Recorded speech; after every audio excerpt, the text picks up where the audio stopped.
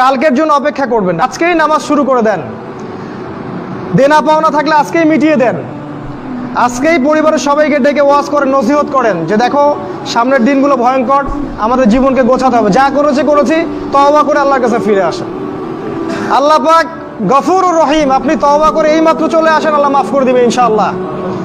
আপনাকে আল্লাহ পাক পরীক্ষা করবেন আপনি সত্যিকার তওবা করেছেন কি না।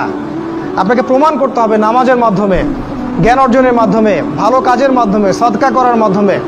সৎ কাজের আদেশ করবেন, অসৎ কাজে নিষেধ করবেন। আপনি ইসলাম পরিপূর্ণরূপে পালন করার চেষ্টা করেন।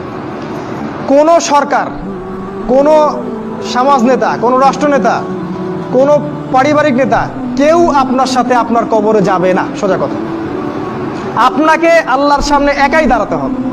কারো পরোয়া করে লাভ নাই, কোনো অজুহাত দিয়েও লাভ নাই। দেশটা ভালো না, বিশ্বটা ভালো না, সমাজটা ভালো না, সময় ভালো না, এগুলো বলে কোনো লাভ নাই।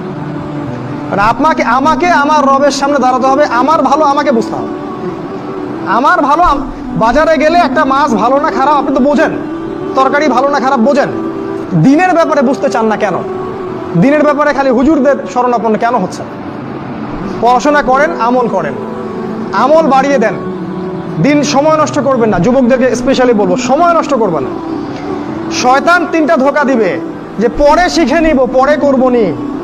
শয়তান আসে বুঝাবে যে এখন কি আর বয়স হয়েছে, আগে পরে দেখা যাবে। শয়তান বুঝাবে আমি এগুলো জানি তো, আর জানার দরকার নাই। এগুলো শয়তান বোঝাবে আপনাকে। এই শয়তানের ধোঁকায় পড়বেন না। সময়কে মূল্যায়ন করেন, আমল করা শুরু করেন, আল্লাহর ওয়াস্তে তওবা করে আল্লাহর দিকে ফিরে আসেন। আল্লাহ পাক তৌফিক দান করুন, আল্লাহুম্মা আমিন। 3 নাম্বার, সৎ কাজের আদেশ করেন, অসৎ কাজে নিষেধ করেন। পরিবার থেকে শুরু করেন। আপনি ব্যক্তিটা গড়ে তোলেন, পরিবারটাকে ইসলামিক পরিবারে গড়ে তোলেন। আপনার ছেলে, আপনার মেয়ে, আপনার স্ত্রী, আপনার সন্তান, আপনার বোন, আপনার মা, সবার ব্যাপারে মনিটরিং করেন, চোখে চোখে রাখেন। আপনি জানেন না আপনার ছেলেটা অনেক আগেই জেনাকারী হয়ে গেছে, আপনি টের পান নাই। ছেলের হাতে স্মার্টফোন তুলে দিয়েছেন, ছেলে গোপনে গোপনে 10টা প্রেম করে, আপনি জানেন না। ও দুধ খায় না এখন, আপনি মনে করছেন যে ও দুধ খায়। ও অনেক ম্যাচিউরড হয়ে গেছে। আপনার মেয়েকে দেখে মনে হয় খুব পর্দা করে, দেখেন ভিতরে ভিতরে কোনো ছেলের সাথে সম্পর্ক তৈরি করে ফেলছে। অনেক ঘটনা ঘটে যায়, আমরা সরল মনে অনেক কিছু করি। আপনার ওয়াইফকে দেখেন, আপনি যখন বাসায় থাকেন না, কি করে না করে মনিটরিং করেন। টিভি বন্ধ করে দেন, সিরিয়াল টিরিয়াল বন্ধ করেন। এমন কারোর সাথে মিশতে দিবেন না যে আপনার ছেলেকে, আপনার মেয়েকে, আপনার বোনকে, আপনার মাকে বিপথে নিয়ে যাবে। কঠোর হন পরিবারের উপরে, কারণ আপনাকে আল্লাহ পাক আপনার পরিবার সম্পর্কে জিজ্ঞাসাবাদ করবেন। অবশ্যই জিজ্ঞাসা করবেন।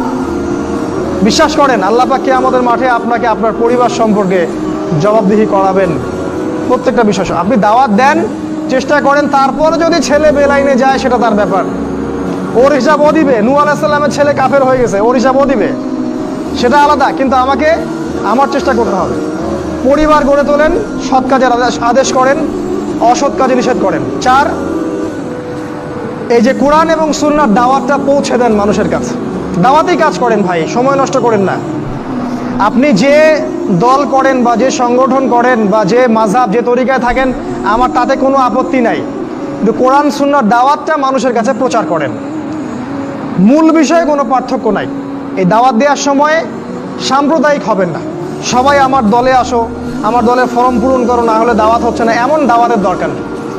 মানুষকে ইসলামের দাওয়াত দেন, আল্লাহর দিকে ডাকেন, কোরআনের দিকে ডাকেন, সুন্নাহর দিকে ডাকেন, দেখবেন সমাজে একটা সাম্য চলে আসবে ইনশাআল্লাহ।